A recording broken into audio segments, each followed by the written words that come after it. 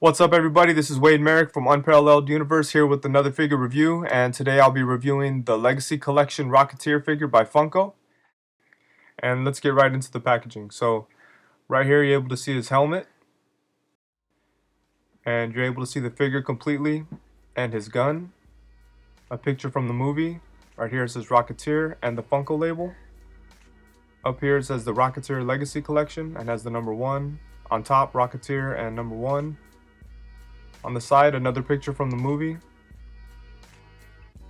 On the back, an old school type of drawing of the Rocketeer and a picture from the movie. And on this side, you're able to see the helmet and a little bit of the rocket pack. Down here, there's not too much going on. And this packaging is exactly the same as all the rest of the Legacy Collection figures, and that's kind of cool that they're keeping it all uniform. Also, you could open it without having to destroy it, so you could put it back in the package if you want to display it inside of the box. And let's take a look at the articulation. His head can go back and forth. It can go down a good amount, but it can't really come up too much.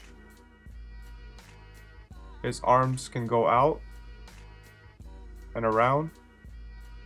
He has single jointed elbows that also have a swivel. He has a wrist swivel and a wrist hinge. He has a joint in his lower abdomen, but you can't get too much movement out of it because of the overlay on his chest. But you can get a little bit backwards, but it's stopped by the rocket pack. It can go back and forth, and it could also tilt a little. He has legs that come out and high thigh swivels. He has double jointed knees and ankle rockers, so you can go back and forth and up and down. So he does have a good amount of articulation, but I think there are a few points that they missed. Like, I wish that he had lower leg swivels, and I wish that he could get more movement out of his torso and out of his neck. And let's take a look at his accessories.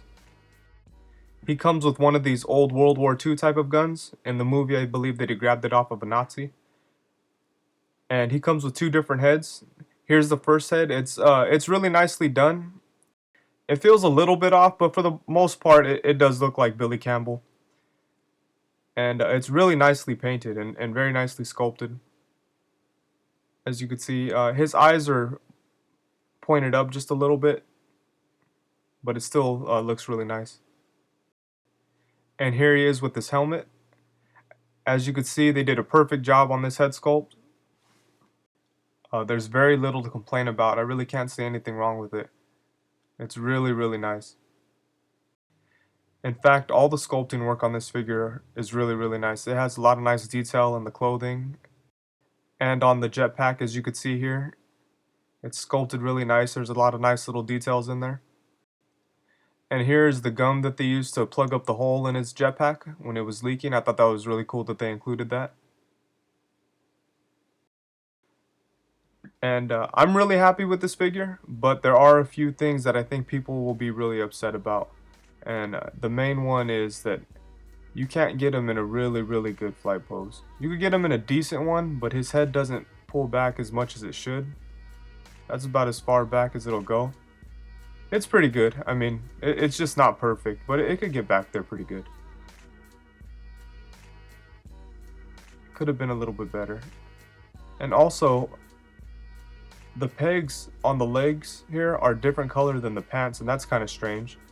But they're clear and the pants are beige kind of, so it doesn't stand out that much, but it was just kind of strange that they did that.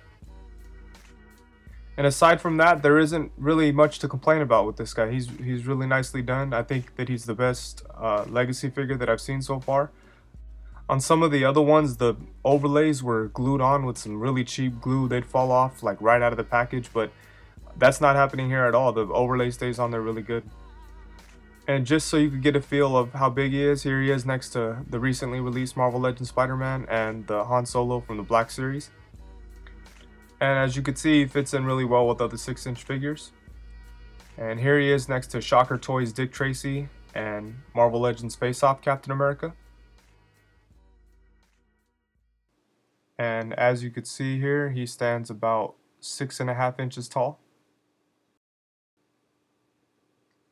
And yeah, so I'm really happy with this figure, and I'm really excited to see what Funko chooses to do with the Legacy line. I know they have access to a lot of different properties, and it's going to be cool to see which ones they choose to do in the 6-inch scale. And these Legacy figures are usually like 20 bucks, and you could find them everywhere, so it's always nice to not have to hunt forever to find cool figures.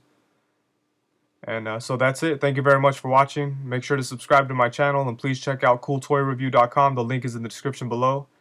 And thank you very much. Peace.